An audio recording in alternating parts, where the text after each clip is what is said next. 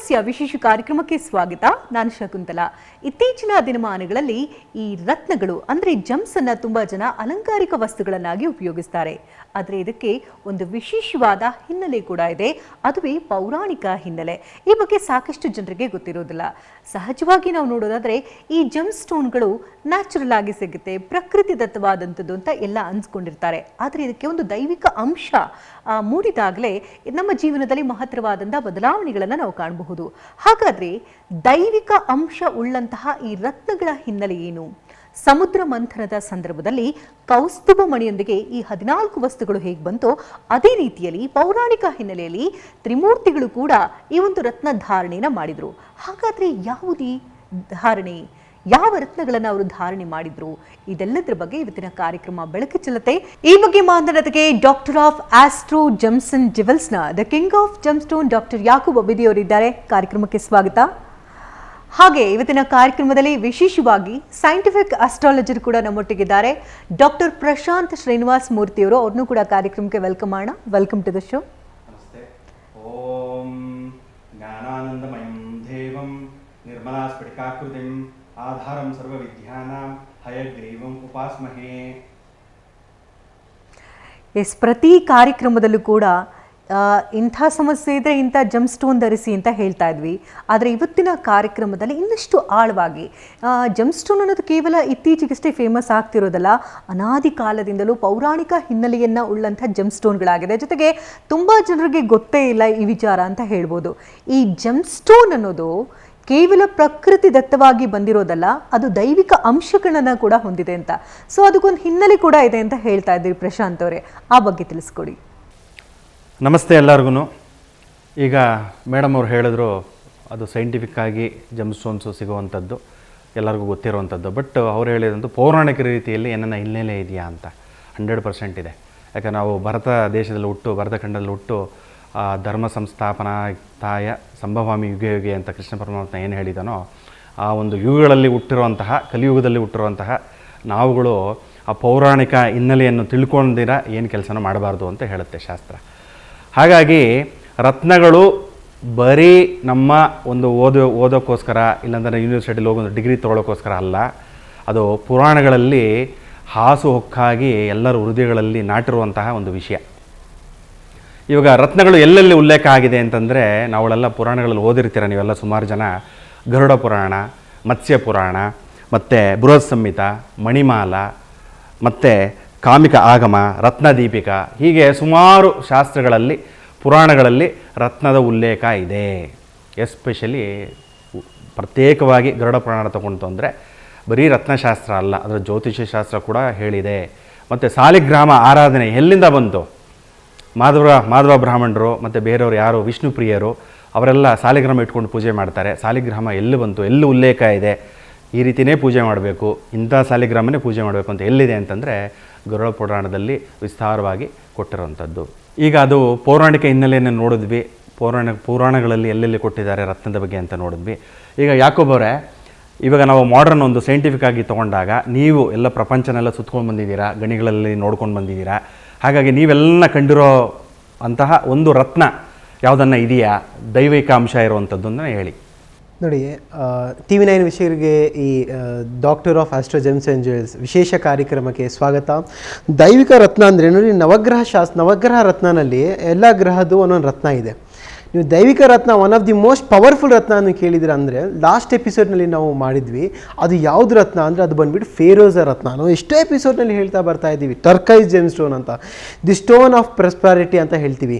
ಇದು ವಿಶೇಷ ಏನಂದರೆ, ಇದು ನಿಮ್ಮ ಹತ್ರ ಏನೊಂದು ನೆಗೆಟಿವ್ ಎನರ್ಜೀಸ್ ಎಫೆಕ್ಟ್ ಆಗ್ತಾ ಇದೆ, ಅಥವಾ ಯಾವುದೊಂದು ಬ್ಲಾಕೇಜ್ ಇದೆ ನಿಮ್ಮ ಲೈಫ್ನಲ್ಲಿ, ಅಥವಾ ಯಾವುದೊಂದು ಥ್ರೆಡ್ಸ್ ಇದೆ ಲೈಫ್ನಲ್ಲಿ, ಈ ಜೆಮ್ ಸ್ಟೋನ್ ವಿಶೇಷ ಏನಾದರೆ ತಾನೇ ತನ್ನಾಗಿ ಕಟ್ಟಾಗ್ಬಿಡುತ್ತೆ, ಅಂದರೆ ಬ್ರೇಕ್ ಆಗಿಬಿಡುತ್ತೆ.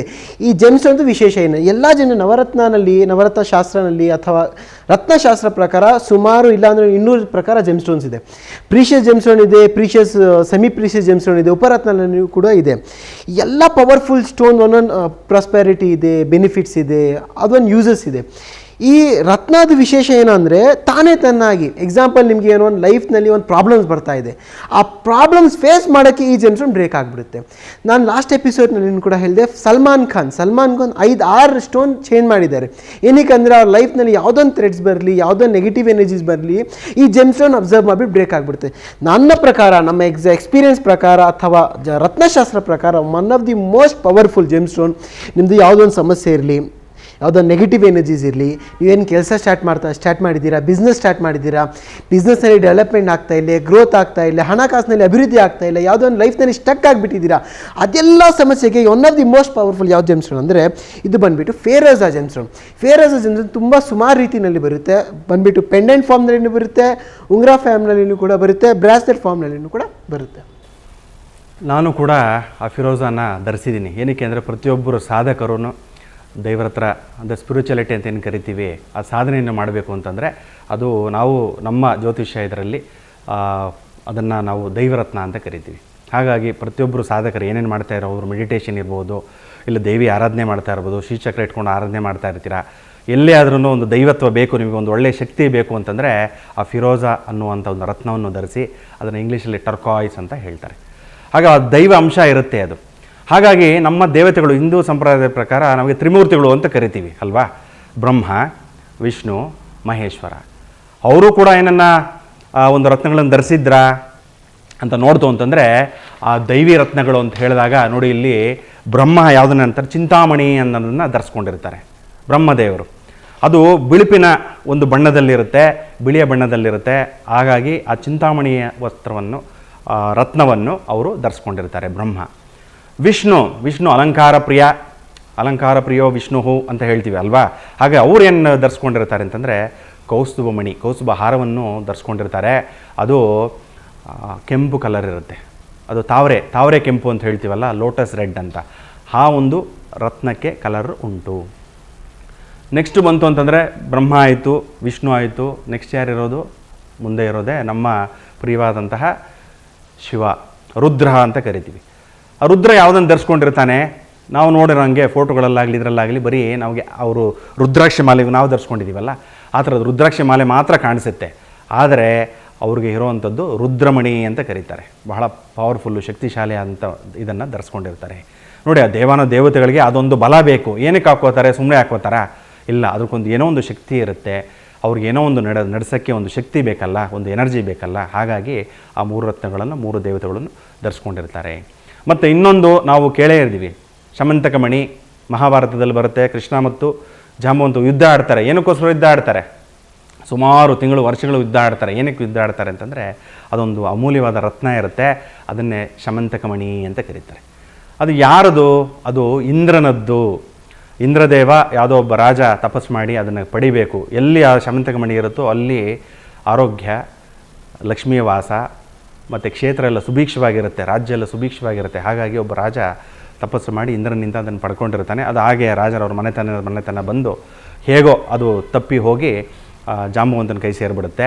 ಹಾಗಾಗಿ ಕೃಷ್ಣ ಹೋಗಿ ಅದನ್ನು ತೊಗೊಂಬರ್ತೀನಿ ಅಂತ ಮಾತು ಕೊಟ್ಟು ಹೋದಾಗ ಅದು ಘೋರ ಯುದ್ಧ ಆಗಿ ಕೊನೆಗೆ ಆ ಕೃಷ್ಣ ಪರಮಾತ್ಮನೇ ವಿಷ್ಣುವಿನ ಅಂಶ ಮತ್ತು ರಾಮನ ಅಂಶ ಅಂತ ಗೊತ್ತಾಗಿ ಆ ಮಣಿಯನ್ನು, ಶಮಂತಕ ಮಣಿಯನ್ನು ಜಾಂಬವಂತ ಆ ಕೃಷ್ಣನಿಗೆ ಹಿಂದಿರುಗಿಸಿ ಕೊಟ್ಟು ಆಶೀರ್ವಾದವನ್ನು ಪಡೀತಾನೆ. ಅರ್ಥ ಆಯ್ತಾ? ನೋಡಿ, ಎಷ್ಟು ಎಲ್ಲ ದೇವತೆಗಳೆಲ್ಲ ನಮ್ಮ ಹಿಂದೂ ಸಂಪ್ರದಾಯದಲ್ಲಿ ಕೂಡ ಆ ರತ್ನವನ್ನು ಧರಿಸಿರ್ತಾರೆ. ಇನ್ನೊಂದು ಇಂಟ್ರೆಸ್ಟಿಂಗ್ ಏನು ಅಂತಂದ್ರೆ ನಾಗಮಣಿ. ಕೇಳಿದಿರಾ ನಾಗಮಣಿ ಅನ್ನೋದನ್ನು? ಅಂದರೆ ಹಾವಿನ ಹೆಡೆಯ ಮೇಲೆ ಒಂದು ಮಣಿ ಇರುತ್ತೆ. ನಿಜಾನೂ ಇರ್ಬೋದು, ಸುಳ್ಳು ಇರ್ಬೋದು, ಗೊತ್ತಿಲ್ಲ. ಬಟ್ ಏನಂದ್ರೆ ನಮ್ಮ ಹಿರಿಯರು ಹೇಳಿರುವಂಥದ್ದು, ನೀವು ಯೂಟ್ಯೂಬಲ್ಲೂ ಚೆಕ್ ಮಾಡ್ಕೋಬೋದು, ರಿಸರ್ಚ್ ಮಾಡ್ಕೊಳ್ಳಿ. ಅದನ್ನು ಹಾವಿನ ಹೆಡೆ, ಹಾವಿಗೆ ವಯಸ್ಸಾಗ್ತಾ ಇದ್ದಂಗೆ ಅದು ಬೇಟೆ ಆಡೋಕ್ಕೆ ಶಕ್ತಿ ಇರಲ್ಲ. ಹಾವಿನ ತಲೆಯ ಮೇಲೆ ಒಂದು ರಂಧ್ರ ಇರುತ್ತೆ. ಎಸ್ಪೆಷಲಿ ನಾಗರಹಾವುಗಳಲ್ಲಿ ಒಂದು ರಂಧ್ರ ಇರುತ್ತೆ ತಲೆ ಮೇಲೆ ಅಂತ ಹೇಳ್ತಾರೆ ಸೈಂಟಿಫಿಕ್ ಆಗಿ. ಅದೇನಾಗುತ್ತೆ ಅಂದರೆ ವಯಸ್ಸಾಗ್ತಾ ಇದ್ದಂಗೆ ಅದರಲ್ಲಿರೋಂಥ ವಿಷ ಎಲ್ಲ ಅಲ್ಲಿ ಹೋಗಿ ಹೋಗಿ ಹೋಗಿ ಹೋಗಿ ಕ್ರೋಢೀಕರಣ ಆಗುತ್ತೆ. ಅದೊಂದು ಗಟ್ಟಿ ಆಗುತ್ತೆ, ಅದು ಒಂದು ಮಣಿ ಥರ ಆಗಿಬಿಡುತ್ತೆ. ಅದು ಏನಾಗುತ್ತೆ ಅಂತಂದರೆ ಅದು ಶಕ್ತಿ ಏನು ಅಂತಂದರೆ ಇದು ವಯಸ್ಸಾಗ್ಬಿಟ್ಟಿರುತ್ತಲ್ಲ, ಎಲ್ಲೂ ಬೇಟೆ ಆಡೋಕ್ಕಾಗಲ್ಲ. ಆಗೇನಾಗುತ್ತೆ, ಕತ್ಲು ಟೈಮಲ್ಲಿ ಇವಾಗ ಅದು ಬೆಳಕನ್ನು ಸೂಚಿಸುತ್ತೆ. ಬೆಳಕು ಬರುತ್ತೆ ಆ ಮಣಿಯಿಂದ. ಅವಾಗ ಏನಾಗುತ್ತೆ, ಅಲ್ಲಿರೋಂಥ ಕ್ರಿಮಿಕೀಟಗಳು, ಹುಳ ಉಪ್ಟೆಗಳೆಲ್ಲ ಅದು ಹತ್ರ ಬರುತ್ತೆ, ತಾನಾಗಿ ತಾನೇ ಹುಡ್ಕೊಂಬರುತ್ತೆ. ನೋಡಿ, ದೇವರು ಎಷ್ಟು ಚೆನ್ನಾಗಿ ಮಾಡಿರ್ತಾನೆ. ಹತ್ರ ಬಂದಾಗ ಆಹಾರ ಅದ ಥರನೇ ಹೋಗುತ್ತೆ ಅಂತ ದೇವರು ನಿರ್ಮಿಸುವಂಥ ಒಂದು ಪವಾಡ ಅದು. ಹಾಗಾಗಿ ಅದನ್ನು ನಾಗಮಣಿ, ಅದನ್ನು ಹುಡ್ಕೊಂಡು ಹೋಗೋರಿದ್ದಾರೆ, ಅದನ್ನು ಮಾರಾಟ ಮಾಡೋರು ಇದ್ದಾರೆ. ನಾಗಮಣಿನ ನೋಡಿ ಎಷ್ಟು ವಿಶೇಷವಾಗಿ ಬರ್ತಾ ಇರುತ್ತೆ ಅಲ್ವಾ. ಈಗ ನಾವು ಇಷ್ಟೆಲ್ಲ ದೇವ ಮಣಿಗಳನ್ನು ನೋಡಿದ್ವಿ, ನಾಗಮಣಿ ಕೂಡ ಅರ್ಥ ಮಾಡ್ಕೊಂಡ್ವಿ. ಈಗ ಅದು ಎಲ್ಲಿಂದ ಬಂತು ಅಂತ ನೋಡ್ತು ಅಂತಂದರೆ, ಎಸ್ಪೆಷಲಿ ಪ್ರತ್ಯೇಕವಾಗಿ ಕೌಸ್ತುಭ ಮಣಿ ತೊಗೊಂಡಾಗ ವಿಷ್ಣು ಧರಿಸಿರ್ತಾನಲ್ಲ, ಅದು ಎಲ್ಲಿಂದ ಬಂತು ಅಂತ ತೊಗೊಂಡಾಗ ನಮಗೆಲ್ಲ ಗೊತ್ತಿರೋ ಹಾಗೆ ಅಮೃತವನ್ನು ತೊಗೋಬೇಕು. ಅಮೃತ ಕುಡಿದು ಬಿಟ್ರೆ ಏನಾಗುತ್ತೆ, ಅವ್ರಿಗೆ ಸಾವಿರಲ್ಲ, ಚಿರಂಜೀವಿಗಳಾಗ್ಬಿಡ್ತಾರೆ ಅಂತ ಗೊತ್ತಿದೆ ನಮಗೆ. ಅದು ಎಲ್ಲಿಂದ ಬಂತು ಅಂತಂದರೆ ಸಮುದ್ರ ಮಂಥನ ಮಾಡ್ತಾರೆ. ಮೇರು ಪರ್ವತನ ಇಟ್ಬಿಟ್ಟು ವಿಷ್ಣು ಕೂರ್ಮಾವತಾರದಲ್ಲಿ ಅದನ್ನು ಬೆನ್ನಿಗೆ ಇಟ್ಕೊಂಡು ಅದನ್ನು ಕಡಿತಾರೆ. ರಾಕ್ಷಸರು ಒಂದು ಕಡೆ, ದೇವತೆಗಳು ಒಂದು ಕಡೆ, ಎಲ್ಲ ಕಡಿದಾಗ ಅದರಲ್ಲಿ ಫಸ್ಟ್ ಬರೋದೇ ಲಕ್ಷ್ಮಿ ಉದ್ಭವ ಆಗ್ತಾಳೆ. ಆ ಲಕ್ಷ್ಮಿ ಹಿಂದೆನೇ ಏನು ಬರುತ್ತೆ, ಕೌಸ್ತುಭ ಮಣಿ ಬರುತ್ತೆ. ಅದೇ ರತ್ನ. ಇವು ನಾವೇನು ಜಮ್ಮಾಲಜಿ ಅಂತ ಕರಿತೀವಿ, ರತ್ನಗಳು ಅಂತ ಕರಿತೀವಿ, ನವರತ್ನಗಳು, ಕ್ರಿಸ್ಟಲ್ಸ್ ಎಲ್ಲ ಹೇಳ್ತೀವಲ್ಲ, ಅದಕ್ಕೆಲ್ಲ ಅಧಿಪತಿನೇ ಕೌಸ್ತುಭ ಮಣಿ. ಆ ಕೌಸ್ತುಭ ಮಣಿ ಬರುತ್ತೆ. ಆ ಲಕ್ಷ್ಮಿನ ಕೊಟ್ಟು ವಿಷ್ಣುಗೆ ವಿವಾಹ ಮಾಡ್ತಾರೆ. ಮತ್ತು ಕೌಸ್ತುಭ ಮಣಿ ಯಾರಿಗೆ ಚಂದ ಅಂತ ನೋಡಿದಾಗ ಬ್ರಹ್ಮ ವಿಷ್ಣು ಮಹೇಶ್ವರದಲ್ಲಿ ವಿಷ್ಣು ಅಲಂಕಾರ ಪ್ರಿಯ ಅಲ್ವಾ. ಹಾಗಾಗಿ ಆ ಕೌಸ್ತುಭ ಮಣಿನ ವಿಷ್ಣುಗೆ ಕೊಡ್ತಾರೆ. ವಿಷ್ಣು ಅದನ್ನು ಧರಿಸ್ಕೊಂಡಾಗ ಅವನಿಗೊಂದು ಚೇತನ ಬರುತ್ತೆ, ಪ್ರಪಂಚ ಎಲ್ಲ ಬೆಳಕಾಗ್ಬಿಡುತ್ತೆ ಅದನ್ನು ಹಾಕ್ಕೊಂಡಾಗ. ನೋಡಿ ಎಷ್ಟು ಚೆನ್ನಾಗೆ ನಮ್ಮ ಪುರಾಣಗಳಲ್ಲಿ ರತ್ನಗಳ ಬಗ್ಗೆ ಒಂದೊಂದೇ ಜೋಡಿಸ್ಕೊತ ಹೋಯಿತು ಅಂತಂದರೆ ತುಂಬ ಸೊಗಸಾಗಿ ಬರ್ತಾ ಹೋಗುತ್ತೆ. ಈಗ ದೈವರತ್ನಗಳು ಅಂತ ತೊಗೊಂಡಾಗ ಇವರು ಯಾಕೋಬ್ ಅವರು ಹೇಳಿದ್ರಿ ನೀವು, ಆ ಫಿರೋಜ ಅನ್ನೋದು ದೈವರತ್ನ ಅಂತ. ಅದು ಬಿಟ್ಟು ಅದನ್ನು ನೆಕ್ಸ್ಟ್ ಒಂದು ಲೆವೆಲ್ ತೊಗೊಂಡಾಗ ಇನ್ನು ಯಾವುದನ್ನು ಒಂದು ರತ್ನಗಳು ಅಷ್ಟು ಶಕ್ತಿಶಾಲಿ ಇರುವಂಥದ್ದು ಇದೆಯಾ?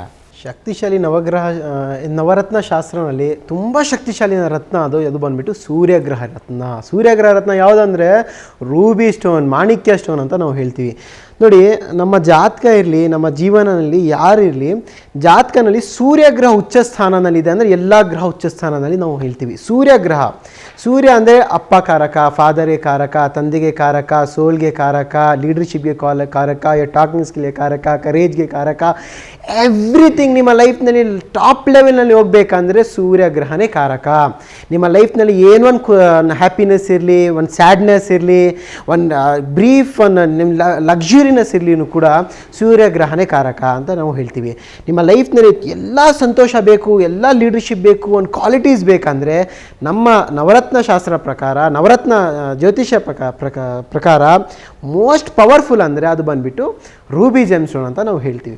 ರೂಬಿ ಜೆಮ್ಸ್ಟೋನ್ ಸುಮಾರು ದೇಶದಲ್ಲಿ ಕೂಡ ಬರುತ್ತೆ. ಫಸ್ಟ್ ಒನ್ ಅಂದರೆ ಬರ್ಮಾ ರೂಬಿ ಬರುತ್ತೆ, ಮೊಸಂಬಿಕ್ ರೂಬಿ ಬರುತ್ತೆ, ಆಫ್ರಿಕಾದು ಬರುತ್ತೆ. ಆಫ್ರಿಕಾನಲ್ಲಿ ಸುಮಾರು ಜಾಗನಲ್ಲಿ ಬರುತ್ತೆ. ಕೀನ್ಯಾನಲ್ಲಿ ಬರುತ್ತೆ, ಮಡಗಾಸ್ಕರ್ನಲ್ಲಿ ಬರುತ್ತೆ, ತಂಜಾನಿಯಾನಲ್ಲಿ ಬರುತ್ತೆ, ಉಗಾಂಡಾನಲ್ಲಿ ಬರುತ್ತೆ. ಇನ್ನೊಂದು ಅಂದರೆ ಶ್ರೀಲಂಕಾನಲ್ಲಿ ಕೂಡ ಸಿಗುತ್ತೆ. ನಮ್ಮ ದೇಶ ಭಾರತದಲ್ಲಿ ಕೂಡ ಸಿಗುತ್ತೆ. ಭಾರತದಲ್ಲಿ ಮಧ್ಯಪ್ರದೇಶನಲ್ಲಿ ಸಿಗುತ್ತೆ, ಆಂಧ್ರ ಪ್ರದೇಶನಲ್ಲಿ ಸಿಗುತ್ತೆ, ಕರ್ನಾಟಕನಲ್ಲಿ ಸಿಗುತ್ತೆ, ಕೇರಳನಲ್ಲಿ ಸಿಗುತ್ತೆ, ತಮಿಳ್ನಾಡಿನಲ್ಲಿ ಕೂಡ ಮೊನ್ನೆ ಒಂದು ಮೈನ್ಸ್ ಆಗಿದೆ. ಸೊ ಸುಮಾರು ದೇಶನಲ್ಲಿ ಸಿಗುತ್ತೆ. ನೋಡಿ, ನಾನೇನು ಹೇಳ್ತೀನಿ, ನಿಮ್ಮ ಲೈಫ್ನಲ್ಲಿ ಸುಖ ಶಾಂತಿ ಬೇಕು, ನೆಮ್ಮದಿ ಬೇಕು, one of the best Ratna, one of the best GeM stone ಅಂದರೆ ಅದು ಬಂದುಬಿಟ್ಟು ಸೂರ್ಯಗ್ರಹ ಜೆಮ್ ಸ್ಟೋನ್. ಲೈಫ್ನಲ್ಲಿ ನೋಡಿ, ಎಲ್ಲ ಪೊಲಿಟಿಷಿಯನ್ ಕೈನಲ್ಲಿ ಕೂಡ ಸೂರ್ಯಗ್ರಹ ಜೆಮ್ ಸ್ಟೋನ್ ಇರುತ್ತೆ. ಏನಕ್ಕಂದರೆ ಲೀಡರ್ಶಿಪ್ ಕ್ವಾಲಿಟೀಸ್ಗೆ, ಒಂದು ಟಾಕಿಂಗ್ ಸ್ಕಿಲ್ಸ್ಗೆ, ಒಂದು ಕಾನ್ಫಿಡೆಂಟ್ಗೆ, ಒಂದು ಕರೇಜ್ಗೆ ನಾವು ಹೇಳಿದ್ದು ಎಲ್ಲ ಬೇಕಂದರೆ ನಿಮ್ಮ ಲೈಫ್ನಲ್ಲಿ ಒಂದು ಪ್ರೀಮಿಯಂ ಲೆವೆಲ್ನಲ್ಲಿ ತೊಗೊಂಡೋಗ್ಬೇಕಂದ್ರೆ ಸೂರ್ಯಗ್ರಹ ರತ್ನ ರೂಬಿ ಅಂತ ನಾವು ಧರಿಸಿ ಅಂತ ನಾವು ಹೇಳ್ತೀವಿ. ನೋಡಿ, ರೂಬಿ ಧರಿಸೋದು ರೀತಿ ಯಾವುದಂದರೆ, ಸಂಡೇ ನೀವು ವೇರ್ ಮಾಡಬೇಕು, ರಿಂಗ್ ಫಿಂಗರ್ನಲ್ಲಿ ನೀವು ವೇರ್ ಮಾಡಬೇಕು. ಸುಮಾರು ಜನ ಸುಮಾರು ಕ್ಯಾರೆಟ್ಸ್ನಲ್ಲಿ ಹೇಳ್ತಾರೆ, ಇಷ್ಟು ಜಾತಕ ಪ್ರಕಾರ ಹೇಳ್ತಾರೆ, ವೇಟ್ ಪ್ರಕಾರ ಹೇಳ್ತಾರೆ, ಮತ್ತು ಏಜ್ ಪ್ರಕಾರವೂ ಹೇಳ್ತಾರೆ. ನಾನೇನು ಹೇಳ್ತೀನಿ ಅಂದರೆ, ಬೇಸಿಕ್ ಅಂದರೆ 3 ಕ್ಯಾರೆಟ್ to 6 ಕ್ಯಾರೆಟ್ ರೂಬಿ ಗೋಲ್ಡ್ನಲ್ಲಿ ಇರಲಿ ಅಥವಾ ಸಿಲ್ವರ್ನಲ್ಲಿ ಇರಲಿ ಅಥವಾ ಸರ್ವಶ್ರೇಷ್ಠ ಅಂದರೆ ಪಂಚಧಾತುನಲ್ಲಿ, ಪಂಚಲೋಹನಲ್ಲಿ ಇರಲಿ, ರೂಬಿ ಜೆಮ್ಸ್ಟೋನ್ ಧರಿಸಿ. One of the most powerful ಅಂದರೆ ರೂಬಿ ಜೆಮ್ಸ್ಟೋನ್ ಅಂತ ನಾನು ಹೇಳ್ತೀನಿ. ಈಗ ಭಾಳ ಸೊಗಸಾಗಿ ಹೇಳಿದರು ರೂಬಿ ಮಾಣಿಕ್ಯ ಅಂತ. ಅದು ನೆಕ್ಸ್ಟ್ ಹೆಣ್ಣುಮಕ್ಕಳಿಗೆ ಬಹಳ ಇಷ್ಟವಾದಂಥ ಯಾವುದು ನಿಮಗೆ ಗೊತ್ತಿದೆ. ಹೆಣ್ಮಕ್ಳು ಯಾರು ನೋಡ್ತಾ ಇರ್ತಾರೋ, ವೀಕ್ಷಿಸ್ತಾ ಇರ್ತಾರೋ, ನಿಮಗೆ ಬಹಳ ಇಷ್ಟವಾದಂಥ ಯಾವುದು ಅಂತಂದರೆ ಎಲ್ಲ ಕೈ ಎತ್ತಾರೆ. ಡೈಮಂಡ್, ವಜ್ರ ಅಂತ ಹೇಳ್ತಾ ಇರ್ತಾರೆ ಅಲ್ವಾ.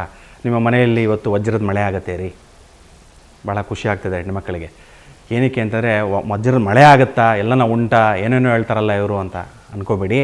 ವಜ್ರದ ಮಳೆ ಖಂಡಿತ ಆಗುತ್ತೆ. ಎಲ್ಲಾಗುತ್ತೆ ಅಂತಂದರೆ ನಮ್ಮ ಭೂಮಿಯಲ್ಲ, ಇನ್ನು ಬೇರೆ ಬೇರೆ ಗ್ರಹಗಳಿದೆ. ಯಾವುದು ಅಂತಂದರೆ ಶನಿ ಗ್ರಹದ ಮೇಲೆ ವಜ್ರದ ಮಳೆಗಳು ಸುರಿಯುತ್ತೆ, ಧಾರಾಕಾರವಾಗಿ ಸುರಿಯುತ್ತೆ.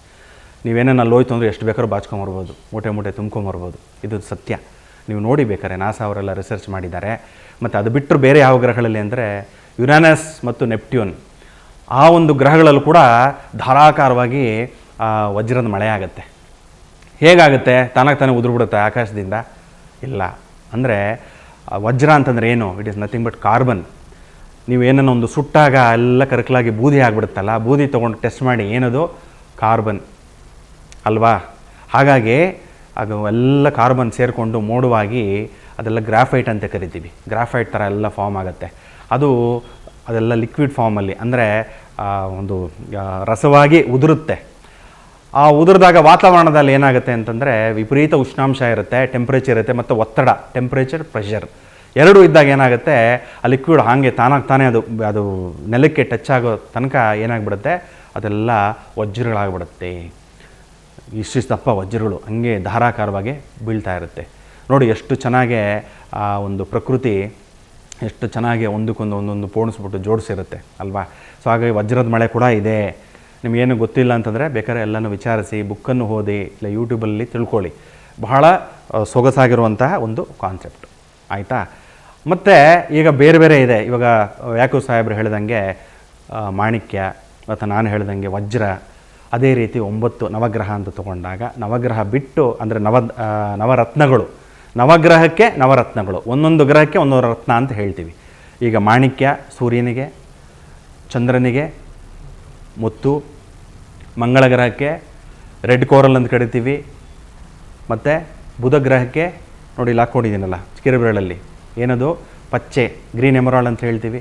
ಮತ್ತು ಗುರು ನೋಡಿ ಇಲ್ಲಿದೆ, ಗುರು ಏನಿದು? ಯೆಲ್ಲೋ ಕಲರ್ ಇರುತ್ತೆ, ಪೀತವರ್ಣ ಅಂತ ಕರಿತೀವಿ. ಪೀತ ಅಂದರೆ ಯೆಲ್ಲೋ ಕಲರ್.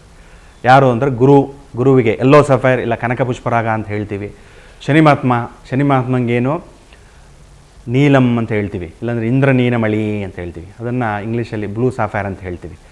ಮತ್ತು ಉಳಿದಿರೋವಂಥದ್ದು ಯಾವುದು? 2 ಗ್ರಹ, ಅದು ರಾಹು ಮತ್ತು ಕೇತು. ಅದು ಉಪಗ್ರಹಗಳು ಅಂತ ಹೇಳ್ತೀವಿ. ರಾಹುಗೆ ಹೆಸನೈಟ್, ಗೋಮೇಧಕ ಅಂತ ಹೇಳ್ತೀವಿ. ಅದು ಜೇನುತುಪ್ಪದ ಥರ ಇರುತ್ತೆ ನೋಡಿ, ಜೇನುತುಪ್ಪದ ಥರನೇ ಕಾಣಿಸುತ್ತೆ. ಬಹಳ ಅದನ್ನು ನೋಡ್ತಾ ಇದ್ದರೆ ಜಮ್ಸ್ ಥರ ತಿನ್ಬಿಡೋಣ ಅನಿಸುತ್ತೆ, ಅಷ್ಟು ಸೊಗಸಾಗೆ ಇರುತ್ತೆ. ಕೇತು ಬಂತು ಅಂದರೆ ವೈಡೂರ್ಯ ಅನ್ನೋದು ಭಾಳ ವಿಶೇಷ. ನೀವು ಜನರಲ್ಲಾಗೆ ಅಂದರೆ ಸಾಮಾನ್ಯವಾಗಿ ಹೇಳಿರೋದು ಕೇಳಿರ್ತೀರ, ವಜ್ರ ವೈಡೂರ್ಯದಿಂದ ಅಲಂಕೃತ ವಿಷ್ಣು ಅಂತ ಹೇಳ್ತೀವಿ ಅಲ್ವಾ? ಎಲ್ಲಿ ವೈಡೂರ್ಯ ಬಂತು ಅಂತಂದರೆ ವಿಷ್ಣು ಶೇಷಶಯನ, ಅದೊಂದು ಸರ್ಪದ ಮೇಲೆ, ಅನಂತ ಶಯನ ಅಂತ ಕರಿತೀನಿ, ಅನಂತ ಸರ್ಪದ ಮೇಲೆ ಮಲಗಿರ್ತಾನೆ ವಿಷ್ಣು.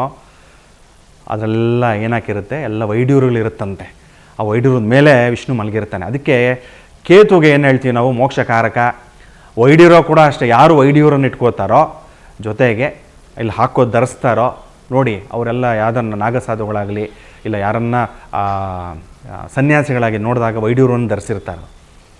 ಒಂದು ಕೈಗೆ ಧರಿಸಿರ್ತಾರೆ ವೆಸ್ಟ್ ಬ್ಯಾಂಡಾಗೆ, ಇಲ್ಲ ಉಂಗುರವಾಗಿ ಹಾಕ್ಕೊಂಡಿರ್ತಾರೆ, ಇಲ್ಲ ಹಾರವಾಗಿ ಹಾಕ್ಕೊಂಡಿರ್ತಾರೆ, ಇಲ್ಲ ಎಲ್ಲೋ ಒಂದು ಕಡೆ ಜೋಬಲ್ಲಾಗಲಿ ಇಲ್ಲ ಪಂಚೆಯಲ್ಲೆಲ್ಲ ಕಟ್ಕೊಂಡಿರ್ತಾರೆ. ಏನಕ್ಕೆ ಅಂತಂದರೆ ಅದು ಮೋಕ್ಷವನ್ನು ಕೊಡುತ್ತೆ, ಮೋಕ್ಷಕ್ಕೆ ಹತ್ತಿರವನ್ನು ಮಾಡುತ್ತೆ. ನೋಡಿ ಮೋಕ್ಷ ಕೊಡೋದು ಯಾರು? ಅದಕ್ಕೆ ನೋಡಿ ಏನನ್ನ ಪಿತೃದೋಷಗಳಿದ್ದರೆ ಮೋಕ್ಷ ನಾರಾಯಣ ಬಲಿ ಅಂತ ಹೇಳ್ತೀವಿ. ಯಾಕೆ? ಮೋಕ್ಷ ನಾರಾಯಣ ಕೊಡೋದು, ಬೇರೆ ಯಾವ ದೇವರು ಕೊಡಲ್ಲ. ಹಾಗಾಗಿ ಕೇತು ಆ ಒಂದು ರತ್ನ ಕೂಡ ವಿಷ್ಣುವಿನ ಅಂಶದಲ್ಲೇ ಇರುತ್ತೆ. ನೋಡಿದ್ರೆ ಎಷ್ಟೊಂದು ವಿಷಯ ಇದೆ. ಒಂದೊಂದು ಪುರಾಣಗಳನ್ನು ಓದಬೇಕು, ತಿಳ್ಕೋಬೇಕು.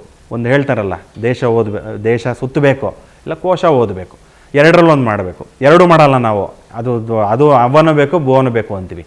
ಹಾಗಾಗಿ ಎಲ್ಲಿ ಕಷ್ಟಪಟ್ಟು ನಾವು ಎಲ್ಲನೂ ಒಂದು ವಿದ್ಯೆ ಕಲ್ತ್ಕೊಂಡ್ರೆ ಅದರಿಂದ ಒಂದು ಜೀವನ ನಡೆಯುತ್ತೆ. ಎಲ್ಲೂ ಕಷ್ಟಪಟ್ಟು ನೀವು ದುಡಿದ್ರೆ ಅದರೊಂದಿನ ಕೂಡ ಜೀವನವನ್ನು ನಡೆಯುತ್ತೆ. ನೋಡಿ, ಪ್ರತಿಯೊಂದು ವಿಷಯದಲ್ಲೂ ಕೂಡ ನಮ್ಮ ರತ್ನಗಳು ಬಹಳ ಮುಖ್ಯವಾಗುತ್ತೆ. ಹೇಗೆ ನಮ್ಮ ಪೂಜೆ ಪುನಸ್ಕಾರ ಮಾಡ್ತೀವೋ, ಹೇಗೆ ಯಂತ್ರಗಳನ್ನು ಧರಿಸ್ತೀವೋ, ತಾಯತಗಳನ್ನು ಯಂತ್ರಗಳನ್ನು ಮನೇಲಿ ಇಟ್ಕೊಂಡು ಪೂಜೆ ಮಾಡ್ತೀವೋ, ಹೇಗೆ ನಾವು ವಾಸ್ತುಗೆ ಎಷ್ಟು ಪ್ರಾಮುಖ್ಯತೆ ಕೊಡ್ತೀವೋ ಅಷ್ಟೇ ಪ್ರಾಮುಖ್ಯತೆ, ಅದಕ್ಕಿಂತ ಹೆಚ್ಚಿನ ಪ್ರಾಮುಖ್ಯತೆ ಈ ರತ್ನಗಳಿಗೆ ಇದೆ. ನೋಡಿ, ಮಾತಾಡ್ತಾ ಇದ್ದಂಗೆ ಏನೋ ಒಂಥರ ಅದೊಂದು ಎನರ್ಜಿ ಬರ್ತಾ ಇದೆ, ಒಂದು ಊರ್ಜಾ. ಏನಕ್ಕೆ ಅಂತಂದರೆ ನಾವಿವತ್ತು doctor of gems and jewels ಒಂದು ಆಫೀಸಲ್ಲಿ ಮಲ್ಲೇಶ್ವರಮಲ್ಲಿದೆ, ಮಾಡಿಯಲ್ಲಿ, ಅಲ್ಲಿ ಕೂತ್ಕೊಂಡಿದ್ದೀವಿ. ನೀವು ನೋಡ್ತಾ ಇರ್ಬೋದು, ಹಿಂದೆ ಎಲ್ಲ ನಿಮಗೆ ವಿಡಿಯೋಲಿ ಕಾಣಿಸ್ತಾ ಇದೆ. ಎಲ್ಲ ಪ್ರತಿಯೊಂದು ರತ್ನಗಳು ಇಲ್ಲಿದೆ. ಎಲ್ಲಿ ರತ್ನಗಳು ಇರುತ್ತೆ, ನವರತ್ನಗಳು ಇರುತ್ತೆ, ಮತ್ತು ಕ್ರಿಸ್ಟಲ್ಸ್ ಎಲ್ಲೆಲ್ಲಿ ಇರುತ್ತೋ ಅದೊಂದು ದೇವಸ್ಥಾನ ಥರ ಕ್ರಿಯೇಟ್ ಆಗಿಬಿಟ್ಟಿದೆ ರೀ. ತುಂಬಾ ಖುಷಿ ಆಗ್ತಿದೆ, ಮನಸ್ಸು ಪ್ರಶಾಂತವಾಗಿರುತ್ತೆ. ಒಂದು ಏನೇ ಮನುಷ್ಯನಿಗೆ ಒಂದು ನೆಮ್ಮದಿ ಅಂತಂದರೆ ಏನಂತಂದ್ರೆ ಒಂದು ಹ್ಯಾಪಿ ಹಾರ್ಮೋನ್ಸ್ ಫೀಲ್ ಆಗಬೇಕು ಹೃದಯದಲ್ಲಿ, ಆವಾಗಲೇ ಅವನು ನೆಮ್ಮದಿ ಅಂತ ಹೇಳೋದು. ನೋಡಿ, ಇಲ್ಲಿ ಕುತ್ಕೊಂಡಾಗ ಯಾವುದೋ ಒಂದು ವನಕ್ಕೆ ಬಂದು ತಪಸ್ ಮಾಡೋ ಥರ ಒಂದು ಶಕ್ತಿ ಇದರಲ್ಲಿದೆ. ಆ ರೀತಿ ನಮ್ಮ ಮನಸ್ಸುಗಳು ಪ್ರಶಾಂತವಾಗಿದೆ. ಇದು ಒಂಥರ ದೇವಸ್ಥಾನ ಇದ್ದಂಗೆ ಈ doctor of gems and jewels. ಪ್ರತಿಯೊಬ್ಬರು ಇಲ್ಲಿ ಬನ್ನಿ, ನೀವೇನು ದುಡ್ಡು ಕೊಡಬೇಕಾಗಿಲ್ಲ, ಕಾಸು ಕೊಡಬೇಕಾಗಿಲ್ಲ. ನೋಡೋಕ್ಕೇನಂತೆ, ಬನ್ನಿ, ಎಕ್ಸಿಬಿಷನ್ ಥರ ಬನ್ನಿ, ನೋಡ್ಕೊಳ್ಳಿ, ಎಷ್ಟು ಜನ ಬೇಕಾದ್ರೂ ಬನ್ನಿ, ಇದು ಆರಾಮಾಗಿ ಓಪನ್ ಇರುತ್ತೆ. ಬಂದು ನೋಡಿ, ಪ್ರತಿಯೊಂದು ಕೂಡ ಕೂಲಂಕುಷವಾಗಿ ನಗನಗ್ತಾ ಮನೆಯವ್ರ ಥರ ಎಲ್ಲ ಪ್ರತಿಯೊಂದನ್ನು ತೋರಿಸ್ತಾರೆ. ನೀವು ನೋಡಿ ನಾಲೆಡ್ಜ್ ಗೇನ್ ಮಾಡ್ಕೊಳ್ಳಿ, ನೀವು ತೊಗೊಳ್ಳೇಬೇಕು ಅಂತಲ್ಲ, ಅಷ್ಟು ಶಕ್ತಿ ಈ ಒಂದು ಜಾಗಕ್ಕಿದೆ. ನೀವು ನೋಡಬೇಕು ಅಂತಲೇ ಬರಬೇಕು.